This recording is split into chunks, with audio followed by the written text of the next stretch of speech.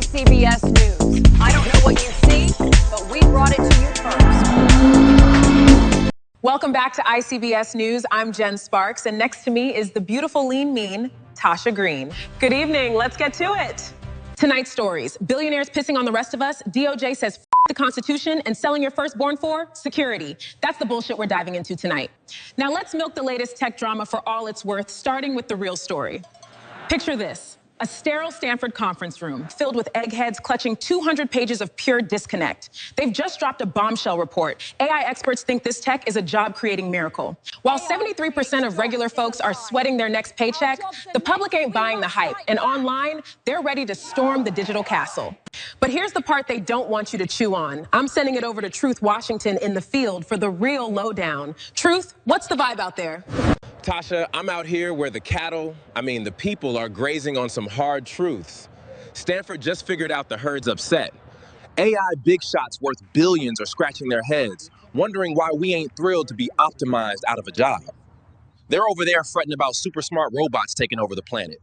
Meanwhile, folks down here are Googling how to make ramen last a month. But if you really think, it's simple. When you're a farmer, you don't ask the cows if they're cool with the slaughterhouse upgrades.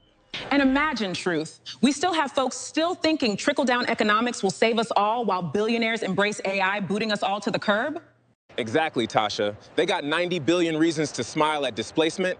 Us, we got $900 in the bank and a whole lot of rage. Well, folks, if you really want to know how much corporations and billionaires value you, think about how much the farmer valued the cow that's sitting on your plate. So it might just be time we bring the pitchforks out and let them hear the moo Tenny brewing. We'll return. No, not for you. ICBS breaking news. Hey fam, it's Jen Sparks, your chaos queen, coming at you live from ICBS with a story so rich, it's basically swimming in gold coins. Let's dive in. First, the real deal. Picture this: Bank of America's boardroom full of smug grins as they announced profits just skyrocketed 17% to a cool $8.6 billion. The CEO, Brian, steps up, chest puffed, calling the U.S. economy resilient, while their investment banking revenue jumps 21%. But hold up, y'all, here's the part they don't want you to clock. A resilient economy? For who exactly? Because while BOA's buying extra yachts with that profit, you're out here rationing instant ramen and using Robitussin as your primary care doctor since health insurance is a fantasy. Resilient? Sure, if you're a billionaire banking bro in a bespoke suit. For the rest of us, it's more like resilient at not crying in public. And get this, they're watchful of risks. Oh, how sweet. Must be tough watching risks from your penthouse while we're dodging eviction notices. Here's an idea, Brian. Maybe share that magical force field of resilience with us peasants? Or nah, just buy another island. So keep hustling, folks. If we work hard enough, maybe one day we'll afford a full tank of gas. Stay tuned. Gas prices are up, groceries are through the roof, and stress, well, that's at an all-time high. Meanwhile, the news says record profits, resilient economy, billionaires make more billions. It's times like these where you need to release some pent-up tension. The Chrome Banana. Smooth, sleek, and built to penetrate. So when stress hits, grab the Chrome Banana, put it exactly where you know it goes. Right up those billionaires' asses. The Chrome Banana. Stick it where it makes you feel better. Good evening, folks. Acting Attorney General What's-His-Name just dropped a bombshell saying Americans should be happy the president is all up in the Justice Department's business, calling the president my boss and shrugging off personal prosecution directives like it's just another Tuesday. Funny, wasn't this the guy hired to stop the DOJ from being a White House puppet? And after Blam Blam Bondi got canned for not jailing enough of Taco's enemies? It seems the DOJ's new KPI is how many rivals can we lock up? I'm tossing it to Real Deal Richards for more, and brace yourselves, I'm already exhausted. Thanks, Jen. I'm here at a touching ceremony in the DOJ parking lot, mourning the loss of judicial independence. The mood is heavy, the kazoo is haunting. And yes, that's a current DOJ staffer playing it, who asked not to be named but just winked at me. I'm moved, folks. Let's dive into why we're here. First, What's-His-Name swore the Biden DOJ was just a White House tool and promised to fix that weaponization. Then he called Taco my boss and confirmed the president personally steers prosecutions. That's a contradiction so pure, it deserves a museum exhibit. Second, the DOJ tried to indict 6 Congress members over a social media video taco called Seditious for urging soldiers to disobey illegal orders. Grand jury said no. Meanwhile, they moved to clear folks who literally stormed the Capitol. One's a video, one is a riot. I've thought about it, can't explain it, but I respect the hustle. Third, when grand juries refuse to indict, Blanche says the DOJ doesn't have to stop. They just keep digging. Call it the we'll try again until we like the answer doctrine. Blanche says we should be happy Taco's so involved with the DOJ. If that's joy, then we should also be thrilled when the referee owns a team. You are delighted when the judge is the defendant's old frat buddy, and over the moon when a personal defense lawyer becomes the nation's top cop. Happiness, it turns out, is just getting cozy with conflicts of interest you've stopped questioning. So, if hypocrisy is what you live for, this is your Super Bowl. Back to you, Jen. So, the Justice Department's new motto seems to be, we get things done, Constitution be damned. If that's happiness, I'll take misery with a side of democracy. Thanks. We'll be right back after this commercial break. I used to spend 20 minutes in a drive-through line for this. Now I'm done before my phone finishes charging. Same taste. My kitchen. My time.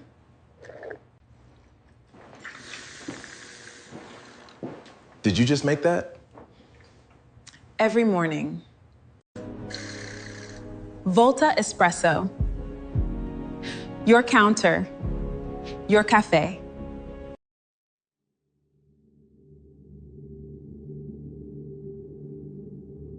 ICBS News. Breaking news.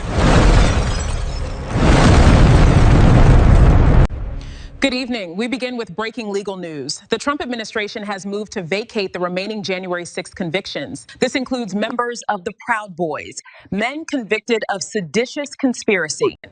These individuals were found guilty of multiple felonies. They violently stormed the U.S. Capitol. They sought to overturn an election. The administration's legal filing cites the interests of justice.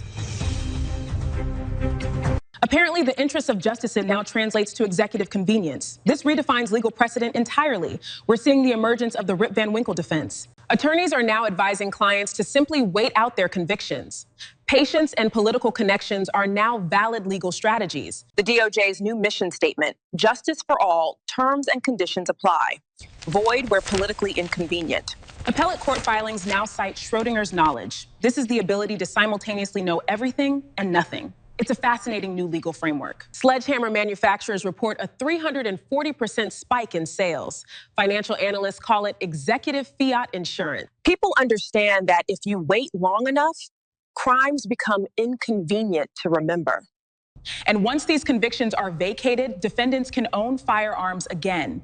The administration suggested gun restrictions last week. Now they've sent a group of violent Capitol rioters directly to the gun counter. The circle of logic is so complete, it has officially become a pretzel. So yes, everyone gets a trophy, especially if you broke stuff. Sometimes justice isn't blind. Sometimes it just needs a good long nap. So in summary, the president sent them to the Capitol, they ransacked it and injured some officers, they got arrested, the president then releases them, and now he's gonna make it all go away. Just another day in the chaos we're calling America. Good night, folks. Good evening, folks. Tasha Green here with a story so wild you'll think we made it up, but nope, it's straight from the headlines. 6 weeks into the U.S.-Israel war with Iran, oil prices are spiking to $120 a barrel. The IMF warns we're on the brink of a global recession. Besant tells the BBC a small bit of economic pain is worth it for a long-term security against Iran's supposed nuclear threat, even though the UK says there's no evidence Iran's targeting Europe. But here's the part they don't want you to admit out loud. A small bit of pain?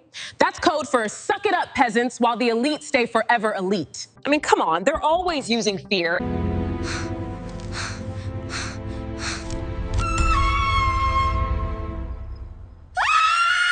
And fear means forever wars. And who benefits?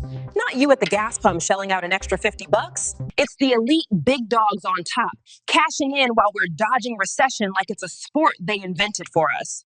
Here's another one. Look out! Oh, I'm hit. No!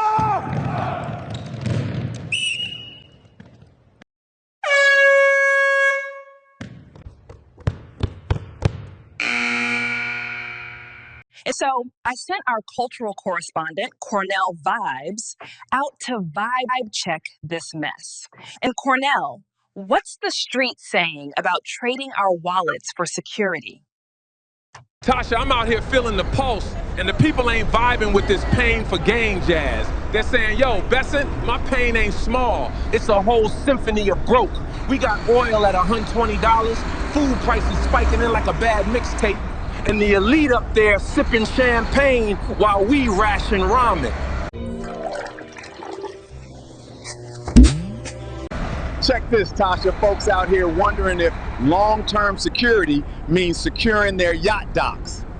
Forever fear, forever war, forever fat stacks for the 1%? Yeah, that's the real nuclear threat to my wallet.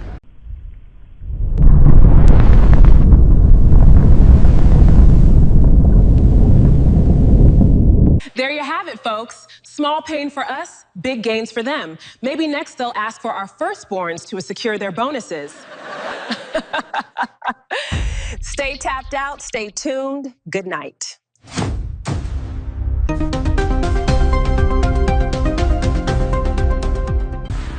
Well, fam, that's all the bullshit for tonight. We'll be back with more next Tuesday. Until then, stay tuned, stay safe, stay real. Good night. I'm feeling hungry. Want to grab a bite? Yeah, I feel like steak, but my wallet says ramen. Hey y'all, this is Cornell Vibes asking you to hit those like, share, and subscribe buttons to stay up on the bullshit going down. Keep calling it out.